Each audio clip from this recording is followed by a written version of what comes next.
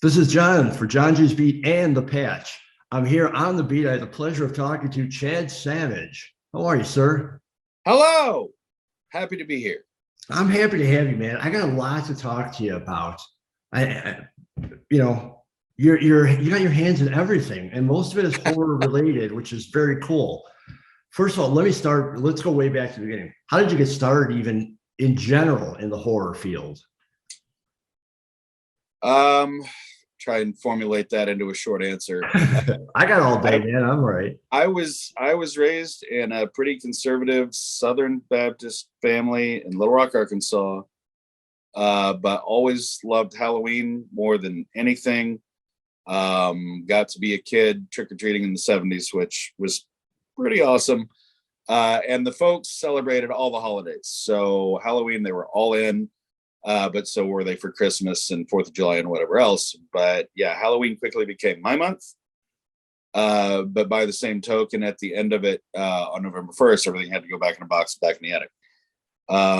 So flash forward a little bit into junior high school. I got into Dungeons and Dragons, specifically in love with the guidebooks and the artwork in the guidebooks. The Monster Manual was my drawing Bible for a while because this was just simple pen and ink illustrations of monsters. And I knew somebody got paid to do that, even as a young teenager. And I thought that would be the coolest job ever. And part of me still thinks it is. Flash forward a little further into college, where I got a BFA in graphic design and illustration. Roughly around that same time, both of my parents passed on, completely different circumstances, but by the time I was 21, 22, they were gone. And I just sort of dove headlong into these things that I had always been really interested in, but had always had to kind of keep a little distance from because of the environment and family and the rest of it. So yeah, I went head first.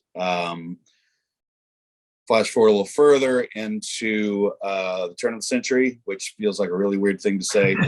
It happened Yes. anyway. But right around 2000, I got a lot of shit happened. I have to be careful with this because there's a lot of personal stuff that I don't necessarily want to share with masses, but basically due to a situation with my wife's health and the fact that we just had a baby right a year after we got married, I had to find a way to work from home. And I had a computer and I had an internet connection and I had Adobe products and at the time Macromedia products installed. So just kind of be in the right place, right time. Sort of Forrest Gump my way into the budding haunted attraction industry, which right as I got into it, really starting to form as its own thing. Prior to that, it was sort of lumped in with there was the Transworld Halloween. I'm sorry, haunted. God, I can't believe I can't remember the name of the fucking show. Halloween and Attraction Show was originally the Halloween costume and party show, and it was geared more towards big retailers, and it was far more like Hallmark store type stuff with a few props and things here and there. And that's when I started going, 98, 99.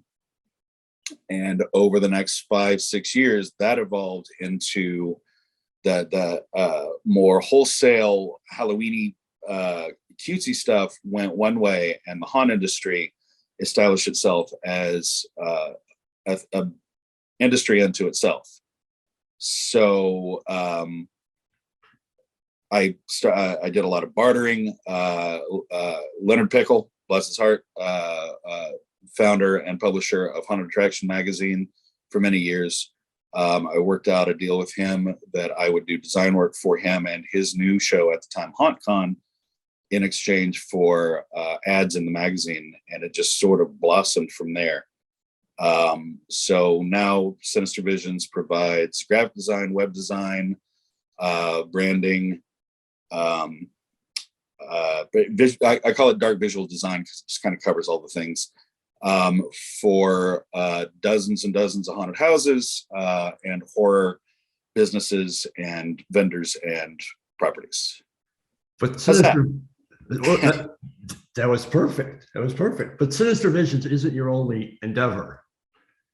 You've got you also. Yeah. I mean, there's most stuff falls under the purview. I started Cult of the Great Pumpkin as a website just as a fun place, and I honestly I've neglected it for a very long time. The pandemic sort of stalled it out, but it's just shits and giggles. When I find cool Halloween stuff out there, I post about it. And then what else were you going to reference? Well, you got the Zombie Army. Easy for me to say. Zombie Army Productions. Yeah.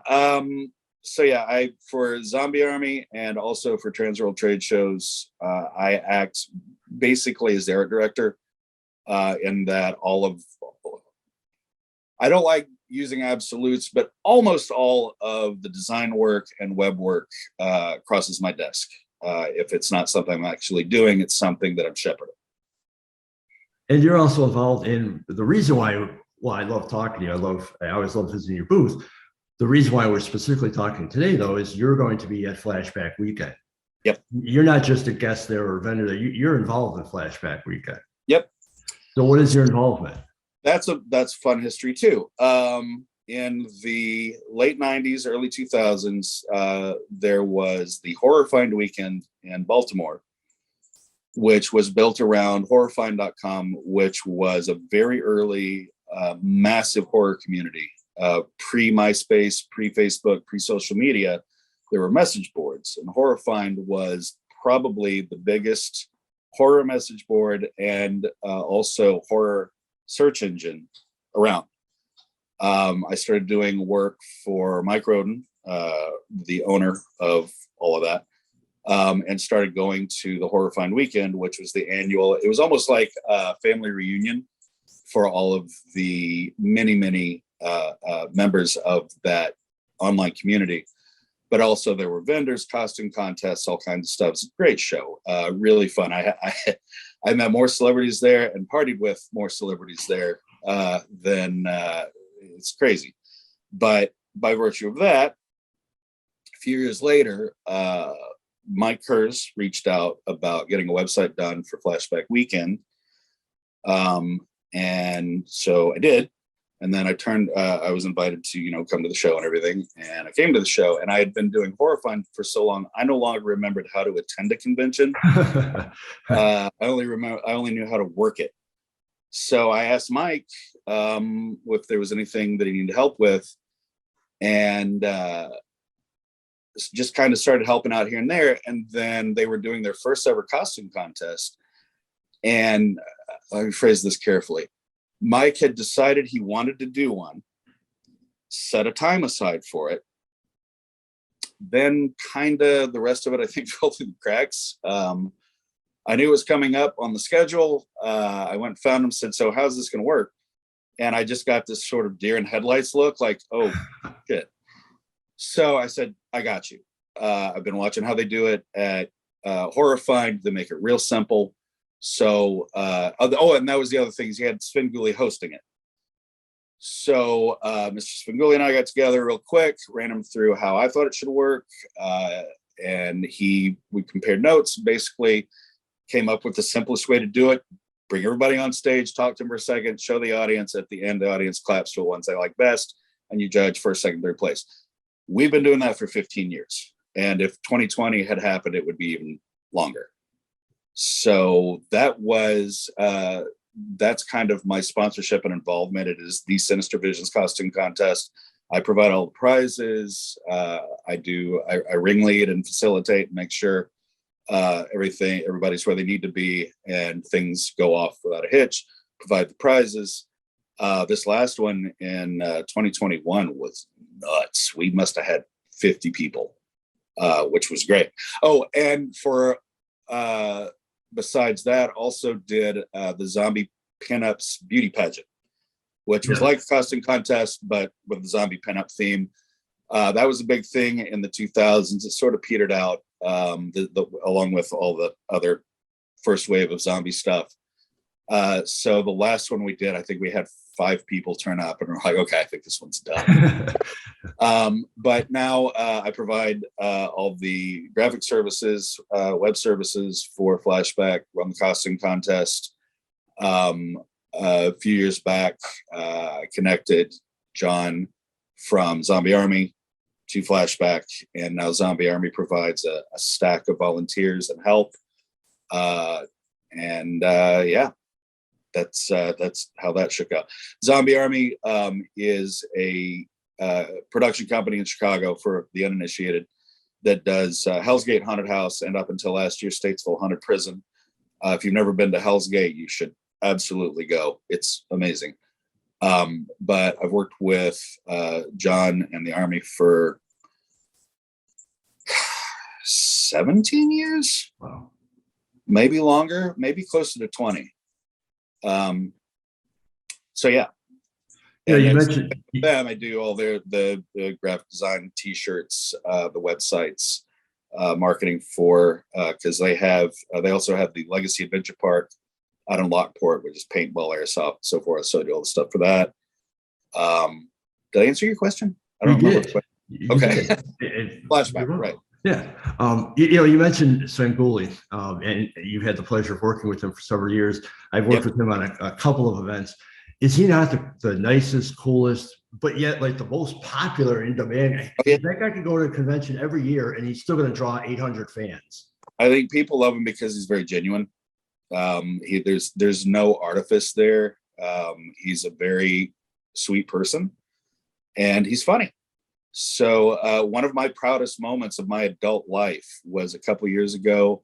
I wish I could remember the specific joke, but they had somebody on stage. He said something, and there was a chuckle, and then I had a riff on that. So I just kind of threw it out there from the side of the stage, and he slowly turned and looked at me and then doubled over laughing. And I mean, what more can you want? You know, you made the funny guy laugh hard. Yeah, that goes on the resume. Best day ever. So yeah, but yeah, it's funny because every year now, when he says, you know, the whatever if annual this year, I think it'll be 16th or 17th. I gotta look, but since the 15th, he'll say it and then he'll look over at me like, "Holy shit!" It's a long time. Yeah, they just announced he will be back this year, so everybody could breathe a sigh of relief. And I encourage everyone, if you're going to Flashback, and I do encourage everyone to go to Flashback, if you're at Flashback, get in line early because the line forms and it's a long line, and they do cut it off. There are time limits, so if you want Svengoolie, get there and get yourself in line. It's funny because there's always people who attend who don't really know who he is, and they're flabbergasted that his line's longer than Robert Englund's or whoever at any given point in the day. And yeah, he's a phenomenon. Well, Robert Englund's going to be there again this year. Yep, I met him there. Robert's been there a lot of times. Many years ago. So you've been there many years. Who are some of the whether it's your favorite or whether the coolest moments? What are some of your highlights of meeting horror celebrities or any of the celebrities that are there? I got to do 1 year they did a showing of Night of the Living Dead. Because they Flashback tries to show, and it used to be a bigger part. They actually used to do an outdoor drive-in experience in the parking lot of the hotel, and Rosemont finally said no more of that. But then they started doing screenings over at the Movie Co, or I guess it's AMC now. But anyway, George Romero was there, and I did a Night of the Living Dead 11x17 promo poster, which they had printed and were selling for autographs and whatnot. I took the original artwork over to him and had a really lovely brief conversation with him and had him sign it. It's now framed in my bedroom. Wow. But it was adorable because he didn't want to sign it because he didn't want to ruin it. Oh. And I very quickly explained that to me, he was making it 100 times more valuable. Yeah. So I had a similar experience with Linda Blair when they showed The Exorcist. I made a poster for it, had her sign it. So, that was very cool. Doug Bradley is always a good time. Started hanging out with him at Horror Find, and we'd go years not see each other, and then see each other at a show. He always remembers my name, which is very flattering. Reggie Bannister, had some great times. Reggie, just the best. So yeah, and those are things that pop to mind immediately. Now you're going to have a booth at the Flashback Weekend. What Yep. could people expect to find at your booth? Why should they come to your booth? I have prints of my own artwork. I also make horror, Halloween, and haunt themed enamel lapel pins, patches, stickers. Trying to think of what else I might have this year. Yeah, that's about it. That's plenty. But I always stop by your I'm not booth. gonna find anywhere else because I make it. No, I stop by your booth just to gawk at all the cool stuff there. It really is. And you know me, I've been to hundreds of the conventions. Your booth really is one of the coolest. It's got so much cool stuff there, and it's got you. It's funny too because Flashback is very much a fan memorabilia show, and I tend to stay away from intellectual properties just because I don't want to get in trouble. So very little in my booth is from movies. Not really Michael Myers or stuff like that. Nothing against that. It's just it's what I do. Sure. So sales are not great because it's not. That's what I have there is not why people are there. So I basically anything I sell, I'm like, oh, thank you. Just because I know that's not why people are there. It might not be why people are there, but I say this not just because I'm interviewing you. No, seriously. I mean, it probably isn't a draw for them to go to Flashback just as your booth. But if you're at Flashback, I really do encourage everyone to check out your booth. There's so much cool stuff in that booth. And like you said, it's not most of it or all of it is not franchise type stuff. It's original stuff. It's cool stuff. And just to see it, I mean, everybody that knows me that went to the convention, they do mention your booth and they mention the cool stuff there. So I encourage everyone to check that out. If you like Halloween, definitely. Well, if you're going to Flashback Weekend, you probably like Halloween. You never know. You at least like horror stuff, Yeah. unless you're there for a specific celebrity. But before I let you go, tell everyone where they can find any information you want about yourself. Best place to start is sv23.com. It's a landing page I set up that links out to all the other things. Sinistervisions.com to see graphic and web design work, chadsavage.com for artwork, sinisterfonts.com for the 30 horror typefaces that I've made and are free. Sinister Sonics, which is 10 or 11 soundscapes I've made over the years, as well as old Halloween sound effects and music from like the 40s, 50s, 60s, stuff that's copyright's gone and you can't get them anymore. I took as many as I could find and put them up on a SoundCloud account so you can listen to them. And on from there, social media and the rest of it. So that's SV23, SV as in Sinister Visions, SV23.com. See, I started this off by saying you had your hands in a lot of things, and we ended by proving that you do have your hands in a lot of things. and you'll be at Flashback Weekend. I encourage everyone to check out Flashback Weekend. I love going there. I always describe it as like a smaller convention with a big time feel. It's not the biggest convention, but man, it packs a lot in. It's one of the few by fans for fans. Mike and Mia, it's no big corporate entity behind it. A couple of people that just absolutely, I mean, they own a drive-in. Yeah, Midway Drive-In, Dixon, Illinois. Yeah. So these are two people who kill themselves to put this show on just for the love of the genre and of movie making.